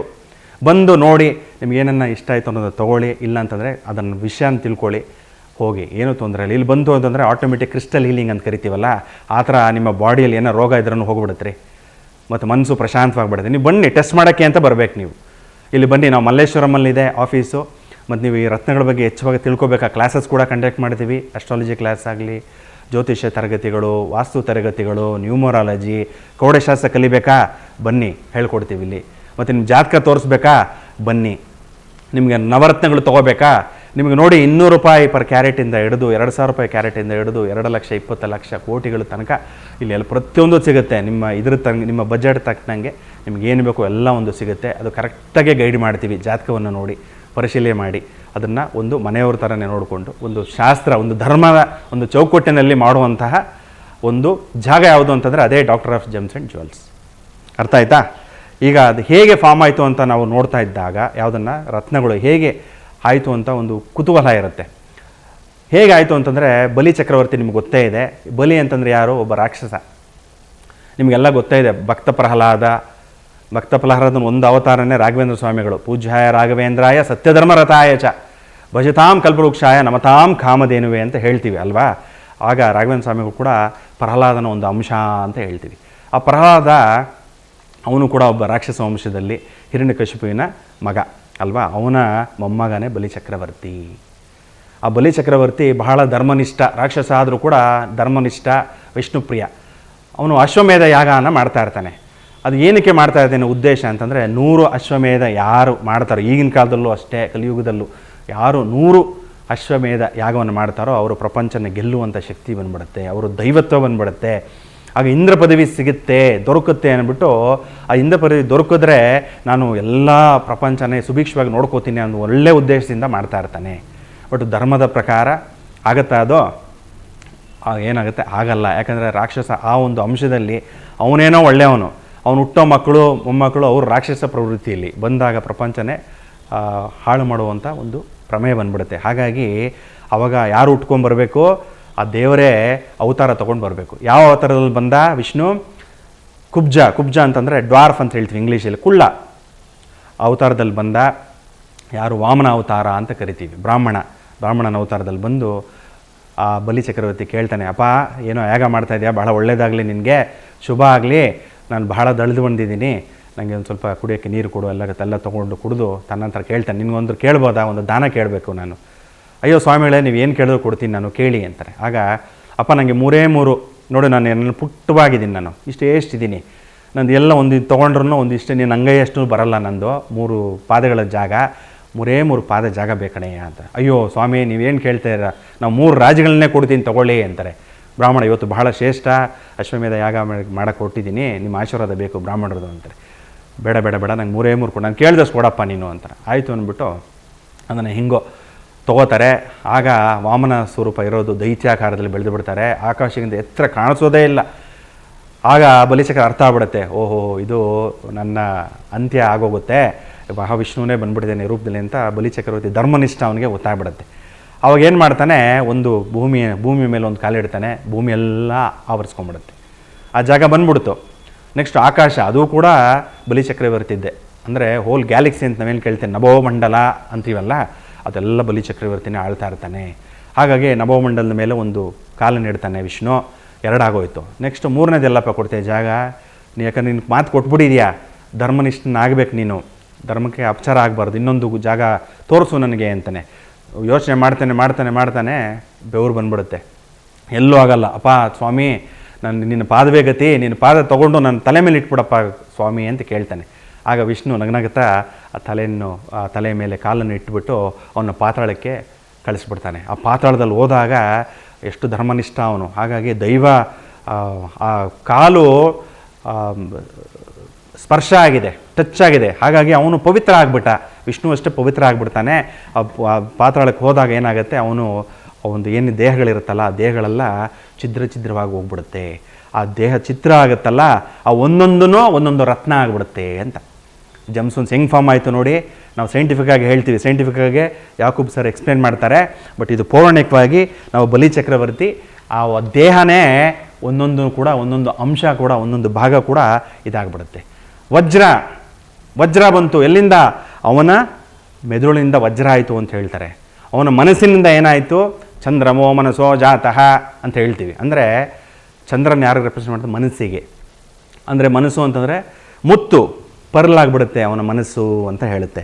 ಇನ್ನೊಂದು ಅವನ ಕಣ್ಣುಗಳು ಇಂದ್ರನೀಲ ಅಂತಂದರೆ ಬ್ಲೂ ಸ್ಯಾಫೈರ್, ನೀಲಂ, ಶನಿಗೆ ಹಾಕ್ಕೋತೀವಲ್ಲ ನಾವು ಕಲ್ಲು, ಆ ಕಲ್ಲುಗಳಾಗ್ಬಿಡುತ್ತಂತೆ. ಮತ್ತು ಜನಿವಾರ, ಯಜ್ಞೋಪವೀತ ಅಂತ ಕರಿತೀವಿ ಅಲ್ವಾ ನಾವು ಬ್ರಾಹ್ಮಣರು ಯೂಶ್ವಲಾಗೆ. ಯಜ್ಞೋಪವೀತ ಮತ್ತು ಬೇರೆ ಕ್ಷತ್ರಿಯರು ಪದ್ಧತಿ ಇರುತ್ತೆ ಯಜ್ಞೋಪವೀತ ಹಾಕ್ಕೊಳ್ಳೋದು. ಅಂದರೆ ಜನಿವಾರ ಏನಾಗ್ಬಿಡುತ್ತೆ ಅಂತಂದರೆ ವೈಡೂರ್ಯ ಆಗಿಬಿಡುತ್ತೆ. ವೈಡೂರ್ಯ ಅಂದರೆ ಕ್ಯಾಟ್ಸೈ, ಆ ಒಂದು ಜಮ್ಸ್ಟೋನ್ಸ್ ಆಗುತ್ತಂತೆ. ನೆಕ್ಸ್ಟು ಅವನ ಮಾಂಸಖಂಡಗಳೆಲ್ಲ ಏನಾಗ್ಬಿಡುತ್ತೆ? ಕನಕ ಪುಷ್ಪರಾಗ, ಯೆಲ್ಲೋ ಸ್ಯಾಫೈರ್. ಆ ರೀತಿ ನೋಡಿ ಎಷ್ಟು ಚೆನ್ನಾಗಿ ಪುರಾಣಗಳಲ್ಲಿ ಈ ರೀತಿ ಉಲ್ಲೇಖ. ಒಂದೊಂದು ಪುರಾಣಗಳಲ್ಲಿ ಒಂದೊಂದು ರೀತಿ ಬೇರೆ ಥರ ಕಥೆಗಳು ಹೇಳ್ತಾರೆ. ಬಟ್ ಎಲ್ಲ ನಾವು ಅರ್ಥ ಮಾಡ್ಕೋಬೇಕಾದ್ರೆ ಏನು ಅಂತಂದರೆ ಸಾರಾಂಶ, ಪ್ರತಿಯೊಂದು ರತ್ನಗಳು, ಪ್ರತಿಯೊಂದು ಕ್ರಿಸ್ಟಲ್ಸ್ ಏನೇ ಇದ್ದರೂ ಕೂಡ ಅದು ಭೂಮಿಯಿಂದ ಶುದ್ಧಿಯಾಗಿ ಬಂದುಬಿಡುತ್ತೆ. ಅಂದರೆ ಅದೆಲ್ಲ ದೈವತ್ವ ಇರುತ್ತೆ ಅಂತ ಹೇಳ್ತೀವಿ. ಈಗ ಅದನ್ನು ಸೈಂಟಿಫಿಕ್ಕಾಗಿ ಹೇಗೆ ಅದನ್ನು ಅರ್ಥ ಮಾಡ್ಕೊಳ್ಳೋದು, ಹೇಗೆ ಅದು ಒಂದು ಫಾರ್ಮ್ ಆಗುತ್ತೆ ಅಂತ ಯಾಕೂಬ್ ಸರ್ನ ಕೇಳೋಣ. ಸೊ ನ್ಯಾಚುರಲ್ ಆಗಿ ಜಮಾಲಜಿ ಪ್ರಕಾರ ಜೆಮ್ಸ್ಟೋನು 3 ರೀತಿಯಲ್ಲಿ ಫಾರ್ಮ್ ಆಗುತ್ತೆ. ಫಸ್ಟ್ ಒನ್ ಬಂದುಬಿಟ್ಟು ಮಿನರಲ್ ಫಾರ್ಮ್, ಸೆಕೆಂಡ್ ಒನ್ ಬಂದುಬಿಟ್ಟು ವಾಟರ್ ಬೇಸ್ಡ್ ಫಾರ್ಮ್ ಆಗುತ್ತೆ, ಥರ್ಡ್ ಒನ್ ಬಂದುಬಿಟ್ಟು that is called fossil based form. ನೋಡಿ, ಜಮಾಲಜಿನಲ್ಲಿ ದೇರ್ ಈಸ್ ಒನ್ ಸ್ಟಡಿ ಇದೆ. ಜೆಮ್ಸ್ಟೋನ್ ಫಾರ್ಮ್ ಯಾವ ರೀತಿಯಲ್ಲಿ ಆಗುತ್ತೆ ಮತ್ತು ಮೈನ್ಸಿಂಗ್ ಯಾವ ರೀತಿಯಲ್ಲಿ ನಾವು ಮಾಡಬೇಕಂತ. ಫಾರ್ಮ್ನಲ್ಲಿ 3 ರೀತಿ ನಾನು ಹೇಳಿದೆ. First one minerals based gemstone, water based gemstone, third one ಬಂದುಬಿಟ್ಟು ಫಾಸಲ್ ಬೇಸ್ಡ್ ಜೆಮ್ಸ್ಟೋನ್ ಅಂತ ಹೇಳ್ತೀವಿ. ಮಿನರಲ್ಸ್ ಬೇಸ್ಡ್ ಜೆಮ್ಸ್ಟೋನಲ್ಲಿ ಸುಮಾರು ಜೆಮ್ಸ್ಟೋನ್ ಬರುತ್ತೆ, ರಾಕ್ಸ್ ಬರುತ್ತೆ, ಕ್ರಿಸ್ಟಲ್ಸ್ ಬರುತ್ತೆ, ಮಿನರಲ್ಸ್ ಬರುತ್ತೆ. ಮಿನರಲ್ಸ್ನಲ್ಲಿ ಕೂಡ ಚಿನ್ನ ಇರಲಿ, ಬೆಳ್ಳಿ ಇರಲಿ, ಮತ್ತು ಯಾವುದಾದ್ರು ಮೆಟಲ್ಸ್ ಇರಲಿ, ಎಲ್ಲ ಜೆಮ್ಸ್ಟೋನ್ ಭೂಮಿನ ಕೆಳಗಡೆ ಸಿಗೋಂತಹ ಜೆಮ್ಸ್ಟೋನ್ ಬಂದುಬಿಟ್ಟು that is called minerals based gemstone ಅಂತ ಹೇಳ್ತೀವಿ. Second water based gemstone. Water based ಜೆಮ್ಸ್ಟೋನಲ್ಲಿ such as coral and pearl ಅಂತ ಹೇಳ್ತೀವಿ. ನೋಡಿ, ಈ ಭೂಮಿನಲ್ಲಿ ಸಿಗೋಂಥ ಬರೀ ವಾಟರ್ ಬೇಸ್ಡ್ ಬರೀ 2 ಜೆಮ್ಸ್ಟೋನ್ ಬರುತ್ತೆ. ಅದು ಯಾವ್ದು ಅಂದರೆ ಕೋರಲ್ ಆ್ಯಂಡ್ ಪರ್ಲ್. ಕೋರಲ್ ಯಾವ ರೀತಿಯಲ್ಲಿ ಫಾರ್ಮ್ ಆಗುತ್ತೆ ಅಂದರೆ ಒಂದು ಮರ ಟೈಪ್ನಲ್ಲಿ ಫಾರ್ಮ್ ಆಗುತ್ತೆ. ಸಮುದ್ರದ ಕೆಳಗಡೆ ಒಂದು ಮರ ಇರುತ್ತೆ, ಆ ಮರನಲ್ಲಿ ಕೋರಲ್, ಅದೆಲ್ಲ ರೂಟ್ಸ್ ಏನಿರುತ್ತೆ, ಲೀವ್ಸ್ ಇರಲಿ ಹೇಳ್ತೀವಿ ನಾವು, ರೂಟ್ಸ್ ಹೇಳ್ತೀವಿ, ಅದೆಲ್ಲ ಕೋರಲ್ ಅಂತ ನಾವು ಹೇಳ್ತೀವಿ. ಇದೆಲ್ಲ ಫಿಶಸ್ ಅಥವಾ ಹುಳ ಎಲ್ಲ ತಿಂತಾ ಇರುತ್ತೆ ಎಲ್ಲ ಕೋರಲ್ಸ್ಗೆ, ದಟ್ ಇಸ್ ಕಾಲ್ಡ್ ಕೋರಲ್. ಮುತ್ತು ಯಾವ ರೀತಿಯಲ್ಲಿ ಫಾರ್ಮ್ ಆಗುತ್ತೆ ನಲ್ಲಿ ಅಂದರೆ ಒಂದು ಆಸ್ಟ್ರ್ ಬರುತ್ತೆ, ಆ ಆಸ್ಟ್ರ್ ಹೊರಗಡೆ ಮುತ್ತು ಸಿಗುತ್ತೆ. ಇದು is called water based gemstone. Fossil based ಜೆಮ್ಸ್ಟೋನಲ್ಲಿ ನೋಡಿ, ಎಷ್ಟೋ ವರ್ಷದ ಹಿಂದೆ ಫಾಸಿಲ್ಸ್ ಏನು ಕ್ರಿಯೇಟ್ ಆಗುತ್ತೆ, ಆದಮೇಲೆ ಒಂದು ಜೆಮ್ಸ್ಟೋನ್ ಆಮೇಲೆ ಫಾಸಿಲ್ಸ್ ಎಲ್ಲ ಮಿನರಲ್ಸ್ ಎಲ್ಲ ವೈಪ್ ಆಗಿಬಿಡುತ್ತೆ, ಆವಾಗ ಫಾಸಿಲ್ ಜೆಮ್ಸ್ಟೋನ್ ಕ್ರಿಯೇಟ್ ಆಗುತ್ತೆ. ಸಚ್ ಆಸ್ ಅಂಬರ್ ಕೇಳಿರ್ತೀರಾ, ಎಷ್ಟೋ crores years back, lakhs years back ಇದೆಲ್ಲ ಫಾರ್ಮ್ ಆಗಿದೆ ಅಂತ ಹೇಳ್ತೀವಿ ನಾವು. ಅಂಬರ್ ಮೈನ್ಸಿಂಗ್ ಮಾಡೋ ಟೈಮ್ನಲ್ಲಿ ಇಟ್ಸ್ ಕಾಲ್ ಹೊರಗಡೆ ಆ್ಯಂಡ್ಸ್ ಇರುತ್ತೆ, ಆ ಇಯರ್ಸ್ ಆ್ಯಂಡ್ ಅಂದರೆ ಆ್ಯಂಡ್ಸ್ ಇರಲಿ, ಲೀವ್ಸ್ ಇರಲಿ, ರೂಟ್ಸ್ ಇರಲಿ, ಅದೆಲ್ಲ ಅಂಬರ್ ಹೊರಗಡೆ ಇರುತ್ತೆ. ದಟ್ ಈಸ್ ಅದು ನ್ಯಾಚುರಲ್ ಫಾರ್ಮೇಷನಲ್ಲಿ ಅಂಬರ್ ಹೊರಗಡೆ ಇರುತ್ತೆ. ಸೊ ಈ 3 ಜಮಾಲಜಿಕಲ್ ಪ್ರಕಾರ ಈ 3 ಟೈಪ್ ಆಫ್ ಜೆಮ್ಸ್ಟೋನ್ ನಮ್ಮ ದೇಶನಲ್ಲಿ, ನಮ್ಮ ಭೂಮಿಯಲ್ಲಿ ಸಿಗೋಂತಹ ಜೆಮ್ಸ್ಟೋನ್ಸ್ ಇದೆ. ನೋಡಿ, ಎಷ್ಟು ಸೊಗಸಾಗಿ ಹೇಳಿದ್ರು. ಅದಕ್ಕೆ ಒಂದು ಅಡಿಷನ್ ಆಗಿ ಹೇಳಬೇಕು ಅಂತಂದರೆ, ಇನ್ನೊಂದು ಪೌರಾಣಿಕ ಹಿನ್ನೆಲೆ ತೊಗೊಂಡು ಅಂತಂದರೆ, ಇನ್ನೊಂದು ಎಲ್ಲೋ ಒಂದು ಶಾಸ್ತ್ರಗಳಲ್ಲಿ ಕೊಟ್ಟಿರುವಂಥದ್ದು, ಇಲ್ಲ ನಮ್ಮ ಗುರುಗಳಿಂದ ತಿಳ್ಕೊಂಡಿರೋಂಥ ವಿಷಯ ಏನು ಅಂತಂದರೆ, ಪ್ರತಿಯೊಂದು ಯುಗಗಳೆಲ್ಲ ಕೊನೆಗಳಲ್ಲಿ ವಿಷ್ಣುವಿನ ಅವತಾರ ಆಗುತ್ತೆ, ದೈವ ಅವತಾರ ಆಗುತ್ತೆ ಅಲ್ವಾ. ಆ ದೈವ ಅವತಾರ ಆದಾಗ ಒಂದು ಮನುಷ್ಯನ ದೇಹ ಇಟ್ಕೊಂಡು ಅವತಾರ ಆಗುತ್ತೆ. ಆಮೇಲೆ ಅದೆಲ್ಲ ಕೆಲಸ ಎಲ್ಲ ಆಗೋಗುತ್ತೆ. ಅದು ಧರ್ಮ ಸಂಸ್ಥಾಪನಾಯ ಸಂಭವಾಮಿ ಯುಗೆ ಎಂದಾಗೆ ಧರ್ಮ ಸಂಸ್ಥಾಪನೆ ಆಗೋಗುತ್ತೆ. ಮಿಕ್ಕಿದ ಇನ್ನೇನು ಕೆಲಸ, ದೈವ ವಾಪಸ್ ಹೋಗಬೇಕು, ಕರೆಕ್ಟಾ? ಹಿಂದಿರುಗಿ ಹೋಗ್ಬೇಕಾದ್ರೆ ದೇಹ ಎಲ್ಲೇ ಉಳ್ಕೊಂಬಿಡುತ್ತೆ. ಅದು ದೈವ ಅಂಶ ಇರುವಂತಹ ದೇಹ, ಹಂಗೆ ಬಿಟ್ಟು ಹೋಗೋಕ್ಕಾಗಲ್ಲ. ಆಗ ಏನಾಗುತ್ತೆ ಅಂತಂದರೆ, ಆ ದೇಹ ಛಿದ್ರ ಆಗಿಬಿಡುತ್ತಂತೆ. ಯಾವಾಗ ಭೂಮಿ ಬಿಟ್ಟು ವಿಷ್ಣು ಲೋಕಕ್ಕೆ ಹೋಗ್ತಾನೋ, ಹೋಗೋಕ್ಕೆ ಮುಂಚೆ ಏನಾಗುತ್ತೆ, ಅವನ ದೇಹ ಛಿದ್ರ ಆಗಿಬಿಡುತ್ತೆ. ಛಿದ್ರ ಆದಾಗ ಏನಾಗುತ್ತೆ, ಅದೇ ರತ್ನಗಳಾಗತ್ತೆ ಅಂತ ಹೇಳ್ತಾರೆ. ರತ್ನಗಳಾಗಿ ಪ್ರಪಂಚ ಎಲ್ಲ ಎಷ್ಟು ಫೋರ್ಸಲ್ಲಿ ಬೀಳುತ್ತೆ ಅಂತಂದರೆ, ಅದು ಭೂಮಿ ಒಳಗಡೆ ಹೋಗಿ ಉತ್ಕೊಂಡ್ಬಿಡುತ್ತಂತೆ, ಆಮೇಲೆ ಸಮುದ್ರಗಳಲ್ಲಿ ಹೋಗಿ ಉಳ್ಕೊಂಬಿಡುತ್ತಂತೆ. ಹಾಗಾಗಿ ನೋಡಿ, ಇವ್ರು ಹೇಳಿದ್ರು ವಾಟರ್ ಬೇಸ್ಡ್ ಅಂತ. ಅಂದರೆ ಆ ರೆಡ್ ಕೋರಲ್ ಆಗಲಿ ಮತ್ತು ಪರ್ಲ್ ಅಂದರೆ ಮುತ್ತ ಆಗಲಿ, ಹವಳ ಆಗಲಿ, ಅವೆಲ್ಲ ಎಲ್ಲಿ ನೀರಲ್ಲಿ ಬಿದ್ದಿದೋ ವಿಷ್ಣುವಿನ ಅಂಶ ಅದೆಲ್ಲ ಒಂದೊಂದು ರತ್ನಗಳಾಗ್ಬಿಡುತ್ತೆ ಅಂತ ಕೂಡ ಹೇಳ್ತಾರೆ. ಈಗ ರಾಜ ವಿಕ್ರಮಾದಿತ್ಯ ಎಲ್ಲರೂ ಕೇಳೇ ಇದ್ದಾರೆ ಅಲ್ವಾ. ಅವನು ಕೂಡ 9 ಜನ ಅವನ ರಾಜ್ಯದಲ್ಲಿ, ಅಂದರೆ ಅವನು ಏನು ಸಭೆ ನಡೆಸ್ತಾನೆ ಆ ಸಭೆಯಲ್ಲಿ 9 ಜನ ಬುದ್ಧಿವಂತರನ್ನ ಇಟ್ಕೊಂಡಿದ್ದ. ಅವ್ರನ್ನೂ ಕೂಡ ನವರತ್ನಗಳು ಅಂತ ಕರೀತಾರೆ. ನೀವು ಬೇಕಾದ್ರೆ ಹೋಗಿ ಎಷ್ಟು ಯಾರು ಓದಿರ್ತಾರೋ ಸ್ಕೂಲ್ಗಳಲ್ಲಾಗಲಿ ಕಾಲೇಜುಗಳಾಗಲಿ ಗೊತ್ತೇ ಇರುತ್ತೆ ನಿಮಗೆ, ಅವ್ರನ್ನೆಲ್ಲ ನವರತ್ನಗಳು ಅಂತ ಕರೀತಾರೆ. ಅದರಲ್ಲೂ ಒಂದು ನವರತ್ನ ನಮಗೆ ಗೊತ್ತಿರೋ ಅಂಥದ್ದೇ. ಅವನು ಲಿಟ್ರೇಚರ್ ಎಲ್ಲ ಪಾಪ ಕನ್ನಡದಲ್ಲಿ ಲಿಟ್ರೇಚರ್ ಮಾಡಿರೋರು, ಇಂಗ್ಲೀಷಲ್ಲಿ ಲಿಟ್ರೇಚರ್ ಮಾಡಿರೋರು ಓದೇ ಇರ್ತೀರ. ಯಾರು? ಕವಿರತ್ನ ಕಾಳಿದಾಸ. ಕಾಳಿದಾಸ ಕೂಡ is one of the navaratnas in the court of king Vikramaditya. ಅಂದರೆ ಅವನು ಕೂಡ ಒಬ್ಬ ನವರತ್ನ ಆಗಿರ್ತಾನೆ. ಅದು ಬಿಟ್ಟು ಕಾಳಿದಾಸ ಬಿಟ್ಟರೆ ಜ್ಯೋತಿಷಿಗಳಿಗೆ ಯೂಶಲಾಗಿ ಗೊತ್ತಿರುತ್ತೆ. ಯಾರು ಅಂತಂದರೆ ವರಾಹಮಿಹಿರಾಚಾರ್ಯರು. ವರಾಹಮಿಹಿರಾಚಾರ್ಯರು is one of the best and renowned astrologer ಅಲ್ಲ, ಅಸ್ಟ್ರಾನಮರ್. ಬಟ್ ಅವರು ಜ್ಯೋತಿಷ್ಯ ಶಾಸ್ತ್ರ ಕೂಡ ನೋಡ್ತಾ ಇದ್ರು, ಮತ್ತು ನವಮಂಡಲಗಳು ಯಾವ ಗ್ರಹಗಳು ಏನೇನಿರುತ್ತೆ ಏನೇನು ಎಲ್ಲ. ಈಗ ರಾಜ ವಿಕ್ರಮಾದಿತ್ಯ ಕೇಳೇ ಇರ್ತೀರ ನೀವು. ಅವನ ಒಂದು ರಾಜ್ಯದಲ್ಲಿ ಅವನ ಒಂದು ಸಭೆಯಲ್ಲಿ 9 ಜನ ಬುದ್ಧಿವಂತರನ್ನ ಇಟ್ಕೊಂಡಿರ್ತಾರೆ. ಒಬ್ಬೊಬ್ಬರು ಒಂದೊಂದು ಬೇರೆ ಬೇರೆ ಬೇರೆ ಬೇರೆ ಕ್ಷೇತ್ರಗಳು, ಫೀಲ್ಡು. ಅದರಲ್ಲಿ ಒಬ್ಬರು ನೀವು ಕೇಳಿರುವಂತಹ ಪ್ರಸಿದ್ಧವಾದಂಥ ಒಂದು ಹೆಸರು ಯಾವುದು ಅಂತಂದರೆ ಕವಿರತ್ನ ಕಾಳಿದಾಸ. ಕಾಳಿದಾಸ ಕೇಳೇ ಇದ್ದೀರಲ್ಲ, ಅದು ಪಿಕ್ಚರ್ ಕೂಡ ಡಾಕ್ಟರ್ ರಾಜ್ಕುಮಾರ್ ಅವರು ಮಾಡಿದ್ದಾರೆ, ಭಾಳ ಸೊಗಸಾಗಿರೋವಂಥದ್ದು. ಆ ಕಾಳಿದಾಸ ಕೂಡ ಆ ಒಂದು ರಾಜ್ಯದಲ್ಲಿ ಇರ್ತಾನೆ. ಅವನು ಕೂಡ ಒಂದು ರತ್ನ ಅಂತ ಕರೀತಾರೆ. ಮತ್ತು ಜ್ಯೋತಿಷ್ಯಗಳಲ್ಲಿ ಒಬ್ಬರು ಚಿರಪರಿಚಿತರು ಆ 9 ಗ್ರಹಗಳಲ್ಲಿ, ಅಂದರೆ ನವರತ್ನಗಳಲ್ಲಿ ಯಾರು ಅಂತಂದರೆ ವರಾಹಮಿಹಿರಾಚಾರ್ಯರು. ವರಾಹಮಿಹಿರಾಚಾರ್ಯರು ಒಬ್ಬರು ಜ್ಯೋತಿಷಿ ಕೂಡ ಹೌದು, ಮತ್ತು ಅಸ್ಟ್ರಾನಮರ್ ಅಂದರೆ ಗ್ರಹಗಳ ಬಗ್ಗೆ ಅಧ್ಯಯನ ಮಾಡುವಂತಹ ಒಂದು ಇದು. ಅವರೇ ಬರೆದಿರುವಂಥ ಎಲ್ಲ ಪುಸ್ತಕಗಳೆಲ್ಲ ಇದೆ, ಬಹಳ ಸೊಗಸಾಗಿದೆ ನೋಡಿ. ಅವ್ರನ್ನ ಆಗಿನ ಕಾಲದಲ್ಲೇ ರಾಜ ವಿಕ್ರಮಾದಿತ್ಯ ಅವ್ರನ್ನ ನವರತ್ನಗಳು ಅಂತ ಕರೀತಾರೆ. ನವಗ್ರಹಗಳಿಗೆ ಒಂದೊಂದು ಗ್ರಹಕ್ಕೆ ಒಂದೊಂದು ಹೇಗೆ ರತ್ನ ಇರುತ್ತೋ ಹಾಗಾಗಿ ಒಂದೊಂದು ಫೀಲ್ಡ್ಗೂ ಒಬ್ಬೊಬ್ಬರನ್ನ ರತ್ನಗಳು ಅಂತ ಕರೀತಾರೆ ಅವರು. ಆಯಿತಾ? ಎಷ್ಟು ಸೊಗಸಾಗಿ ಇದೆಲ್ಲ ಇದೆ ನೋಡಿ. ಇಷ್ಟೆಲ್ಲ ವಿಷಯಗಳು ತಿಳ್ಕೋಬೇಕು ಮಾಡಬೇಕು ಅಂತಂದರೆ ಜ್ಯೋತಿಷದಾಗಲಿ ನಾವು ನ್ಯೂಮರಾಲಜಿ ಆಗಲಿ ಪ್ರತಿಯೊಂದಕ್ಕೂ ಪೌರಾಣಿಕ ಹಿನ್ನೆಲೆ ಪ್ಲಸ್ ಸೈಂಟಿಫಿಕ್ ಹಿನ್ನೆಲೆ ಕೊಟ್ಟು ನಾವು ನಿಮ್ಗೇನನ್ನು ಕಲಿಯೋಂಥ ಆಸಕ್ತಿ ಇತ್ತು ಅಂತಂದರೆ ದಯವಿಟ್ಟು ಕರೆ ಮಾಡಿ. ನಾವು ಕ್ಲಾಸ್ಗಳು ಕೂಡ ಕಂಡಕ್ಟ್ ಮಾಡ್ತೀವಿ. ಏನೇನು ಕ್ಲಾಸ್ಗಳೆಲ್ಲ ಮಾಡ್ತೀವಿ, ಏನೇನು ತರಗತಿಗಳು ಮಾಡ್ತೀವಿ ಅಂತಂದರೆ ಕನ್ನಡದಲ್ಲೂ ಮಾಡ್ತೀವಿ, ಇಂಗ್ಲೀಷಲ್ಲೂ ಮಾಡ್ತೀವಿ, ಹಿಂದಿಯಲ್ಲೂ ಮಾಡ್ತೀವಿ. ನಿಮಗೆ ಅರ್ಥ ಆಗೋ ತನಕ ಬಿಡಲ್ಲ. ನೀವು ಬಂದಾಗ ಎಲ್ಲ ಅರ್ಥ ಮಾಡಿಕೊಂಡು ಸೊಗಸಾಗಿ ನೀವು ನಿಮ್ಮ ಮನೆಯವ್ರಿಗೆ ನಿಮ್ಮ ಜಾತಕಗಳನ್ನ ನೋಡ್ಕೊಳ್ಳೋವಂಥ ಒಂದು ಶಕ್ತಿ ಬರೋ ತನಕ ಅದನ್ನು ನಾವು ನಿಮಗೆ ಸಪೋರ್ಟ್ ಮಾಡ್ತೀವಿ. ಏನೇನು ಕಂಡಕ್ಟ್ ಮಾಡ್ತೀವಿ ಅಂತಂದರೆ ನೋಡಿ, ಇವಾಗ ಜಮ್ಮಾಲಜಿ ನೋಡಿ, ಇದು ಪ್ರಾಕ್ಟಿಕಲಾಗಿ ಆಗುತ್ತೆ ನಿಮಗೆ. ಒಂದೊಂದು ನಿಮ್ಮ ಕೈಗೆ ಕೊಟ್ಬಿಟ್ಟು ಅದನ್ನ ಅಧ್ಯಯನ ಮಾಡಿಸ್ತೀವಿ. ಆಯಿತಾ? ಮತ್ತು ಕ್ರಿಸ್ಟಲ್ಸ್ ಅದು ಕೂಡ ನಿಮಗೆ ಅಧ್ಯಯನ ಆಗುತ್ತೆ. ಅದು ಬಿಟ್ಟರೆ ನ್ಯೂಮರಾಲಜಿ, ವಾಸ್ತು ಮತ್ತು ಕೌಡೆಶಾಸ್ತ್ರ ಕಲಿಬೇಕು ಅಂತ ಆಸಕ್ತಿ ಇರೋರಿಗೆ ಕೌಡೆಶಾಸ್ತ್ರ, ಮತ್ತು ತಾಂಬೂಲ ಶಾಸ್ತ್ರ. ತಾಂಬೂಲ ಅಂತಂದರೆ ಏನು? ವಿಳೆದೆಲೆ ಹಾಕ್ಕೋತೀವಲ್ಲ ನಾವು, ಪಾನ್, ಅದರಲ್ಲಿ ಶಾಸ್ತ್ರ ಹೇಗೆ ಹೇಳುವಂಥದ್ದು. ಮತ್ತು ಊಟ ಮಾಡುವಂಥ ಅಕ್ಕಿಯಲ್ಲಿ ತಾಂಡೂಲ ಶಾಸ್ತ್ರ ಅಂತ ಕರಿತೀವಿ. ತಾಂಡೂಲ ಶಾಸ್ತ್ರ ಹೇಗೆ ಮಾಡೋದು, ಅಷ್ಟಮಂಗಲ ಪ್ರಶ್ನೆ ಕಲಿಬೇಕಾ ಅದು ಕೂಡ ಹೇಳ್ಕೊಡ್ತೀವಿ. ಮತ್ತು ತಾಂಬೂಲ ಶಾಸ್ತ್ರ ಕಲಿಬೋದು. ಮತ್ತು ಟ್ಯಾರೋ ಕಾರ್ಡ್ಸ್ ಅಂತ ಏನು ಹೇಳ್ತೀವಿ ಅದು ಕೂಡ ಎಲ್ಲ ಒಂದೇ ಜಾಗದಲ್ಲಿ ಒಂದೇ ರೂಫಲ್ಲಿ ನೀವು ಕಲಿಬೋದು, ಇಂಪ್ಲಿಮೆಂಟ್ ಮಾಡ್ಬೋದು. ವಾಸ್ತು ಮಾಡೋರಿಗೆ ನಿಮ್ಗೇನನ್ನ ನವರತ್ನಗಳು ಬೇಕಾ, ಭೂಮಿಯಲ್ಲಿ ಅಗೆದು ಹಾಕಬೇಕಾದ್ರೆ ಯಾವಾಗ ನಾವು ಭೂಮಿ ಪೂಜೆ ಮಾಡ್ತೀವಿ ಆಗ ಪ್ರತಿಯೊಂದು ಭೂಮಿಯನ್ನು ಆ್ಯಕ್ಟಿವೇಟ್ ಮಾಡಬೇಕು, ಅಂದರೆ ಒಂದು ಎನರ್ಜಿನ ಕೂಡಿಸ್ಬೇಕು ಅಂದಾಗ ಈ ನವರತ್ನಗಳೆಲ್ಲ ಹಾಕ್ತೀವಿ ನೋಡಿ. ಎಲ್ಲ ನಮ್ಮಲ್ಲಿ ಸಿಗುತ್ತೆ, ಪ್ರತಿಯೊಂದು ಸಿಗುತ್ತೆ. ನೀವು ವಿದ್ಯೆಯನ್ನು ಕಲ್ತ್ಕೋಬೋದು, ಪ್ಲಸ್ ಎಲ್ಲ ನಿಮಗೆ ಒಂದೇ ಜಾಗದಲ್ಲಿ ಸಿಗುವಂತಹ ಏಕೈಕ ಒಂದು ಜಾಗ ಯಾವುದು ಅಂತಂದರೆ doctor of astro gems and jewels ಮಲ್ಲೇಶ್ವರಂಲಿದೆ. ದಯವಿಟ್ಟು ಬನ್ನಿ, ಎಲ್ಲ ನೋಡಿ ಕಲ್ತ್ಕೊಳ್ಳಿ, ತಿಳ್ಕೊಳ್ಳಿ. ನಮಸ್ತೆ. ಸರ್ವೇ ಜನಾಃ ಸುಖಿನೋ ಭವಂತು. ನೋಡಿದಿರಲ್ಲ, ನಮ್ಮ ಆಫೀಸ್ನಲ್ಲಿ ನಮ್ಮ ಜೊತೆ ಡಾಕ್ಟರ್ ಪ್ರಶಾಂತ್ ಗುರುಜಿ ಇಷ್ಟು ಕ್ಲಾರಿಫೈಯಿಂದ ಹೇಳಿದ್ವಿ. ಜಮಾಲಜಿ ಪ್ರಕಾರ ರತ್ನಶಾಸ್ತ್ರ ನಮ್ಮ ಜೀವನದಲ್ಲಿ ಯಾವ ರೀತಿಯಲ್ಲಿ ಹೆಲ್ಪ್ಫುಲ್ ಆಗುತ್ತೆ ನಾನು ಎಷ್ಟೋ ಎಪಿಸೋಡ್ನಲ್ಲಿ ಹೇಳ್ತಾ ಬರ್ತಾ ಇದ್ದೀನಿ. ಆಸ್ಟ್ರಾಲಜಿಕಲಿ ಮತ್ತು ಯಾವ ಏನ್ಷಿಯಂಟ್ ಆಸ್ಟ್ರಾಲಜಿ ಪ್ರಕಾರ ಗುರುಜಿ ಎಲ್ಲ ಸುಲಭವಾಗಿ ಅರ್ಥ ಮಾಡಿದ್ದಾರೆ ನಮಗೆ.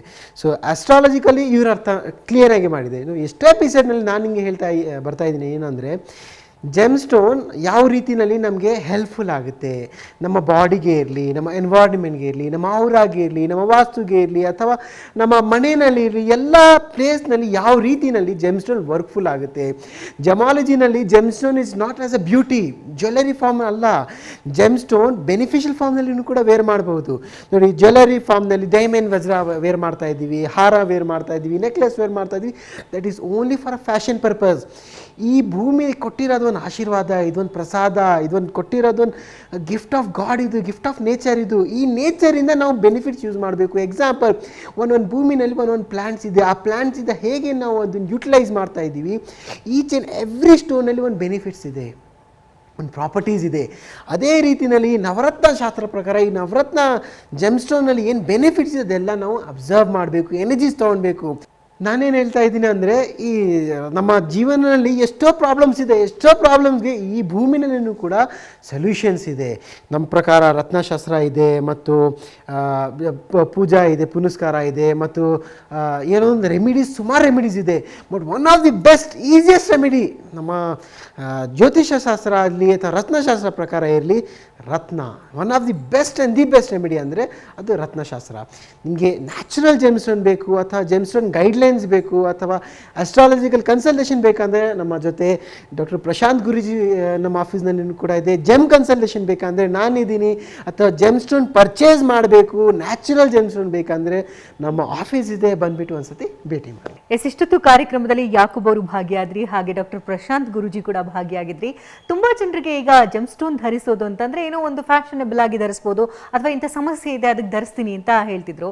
ಆದ್ರೆ ದೇವಾನುದೇವತೆಗಳೇ ಈ ಒಂದು ಜೆಮ್ ಸ್ಟೋನ್ ಅನ್ನ ಧರಿಸಿದ್ರು ಅನ್ನುವಂಥ ವಿಚಾರ ಆಗಿರ್ಬೋದು, ಅಥವಾ ದೈವಿಕ ಅಂಶ ಆ ದೇವರಿಂದ ಬಂದಿರುವಂತಹ ಈ ಜೆಮ್ ಸ್ಟೋನ್ಗಳು ಯಾವ ರೀತಿ ಮಿರಾಕಲ್ಸ್ ಅನ್ನ ಉಂಟು ಮಾಡುತ್ತವೆ, ಇನ್ನು ಪೌರಾಣಿಕ ಹಿನ್ನೆಲೆ ಬಗ್ಗೆ ಕೂಡ ಸಂಕ್ಷಿಪ್ತವಾದಂಥ ಮಾಹಿತಿನ ತಿಳಿಸ್ಕೊಟ್ರೆ. ಹಾಗೆ ಸೈಂಟಿಫಿಕ್ ಆಗಿ ತುಂಬಾ ಜನ ಹೇಳ್ತಾರೆ ನಾವು ಪೌರಾಣಿಕತೆ ಅದೆಲ್ಲ ನಂಬಲ್ಲ, ಇವಾಗ ಏನಿದೆ ಸೈಂಟಿಫಿಕ್ ಆಗಿ ಅದನ್ನ ಹೇಳಿ ಅಂತ ಹೇಳ್ತಾರೆ. ಸೊ ಅದರಲ್ಲೂ ಕೂಡ ಸೈಂಟಿಫಿಕ್ ಆಗಿ ಯಾವ ರೀತಿ ಜೆಮ್ ಸ್ಟೋನ್ ಫಾರ್ಮ್ ಆಯಿತು, ಎಲ್ಲೆಲ್ಲಿ ಜೆಮ್ ಸ್ಟೋನ್ಗಳು ಸಿಗುತ್ತೆ, ಅದನ್ನು ಧರಿಸೋದ್ರಿಂದ ಏನು ಲಾಭಗಳು ಅನ್ನೋದ್ರ ಬಗ್ಗೆ ಸಂಕ್ಷಿಪ್ತವಾದಂಥ ಮಾಹಿತಿಯನ್ನು ತಿಳಿಸ್ಕೊಟ್ಟಿದ್ದಕ್ಕಾಗಿ ಇಬ್ಬರಿಗೂ ಕೂಡ ಧನ್ಯವಾದಗಳು.